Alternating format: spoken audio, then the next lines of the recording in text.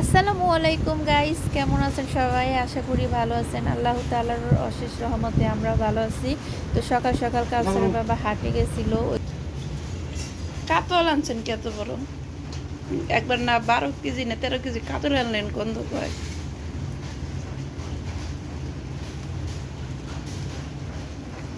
কাউসার দেখা যা,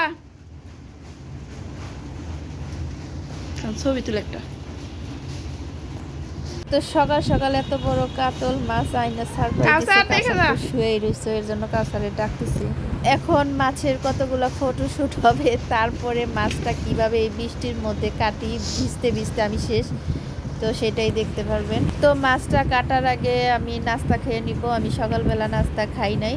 তো কাউসারের বাবারে হ্যান্ড দিলাম হাত ধোয়ার জন্য, সরি লিকুইড।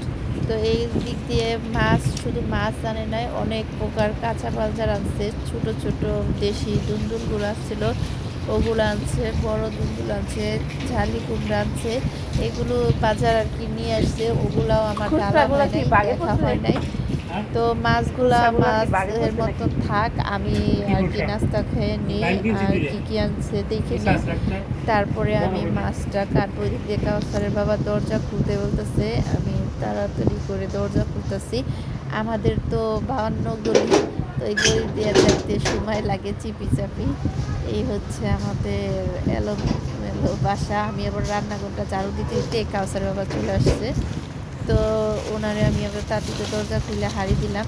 তো এই দেখছেন পটলের মতো ছোট ছোট দুই দুন্দুল। এই দুন্দুলগুলো খাইতে কিন্তু অনেক মজা। দেশি দুন্দুল, যে কোনো মাছ ভাজি যেভাবে খাই, মাছ এই দুন্দুলগুলো অনেক মোবাইল মজা। দেখতেছে। আর আমি কিন্তু ভয়েসটা পড়ে দিতেছি। এই মাছটা বিশ্বাস করবেন না, এত মজা লাগছে। ওই দিন বাজার থেকে একটা মাছ আনছিল, গন্ধ করছে, এটা আর গন্ধ করে। তো এই যে দেখতে থাকেন আমার বৃষ্টিতে ভিজা ভিজা মাছ কাটার দৃশ্য।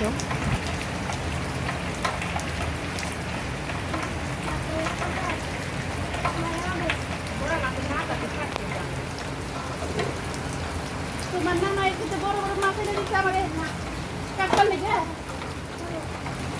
এই দেখো একটা মাথায় কাটছি, হানার মাছের কোনো ই নেই, অস্তিত্বই নেই। এবার কেরাই দিচ্ছে দেখো, বাইরে যাবে নাকি দেখো আর কাইটা লাইলা মাথা কাটিয়ে আর বড় মাছ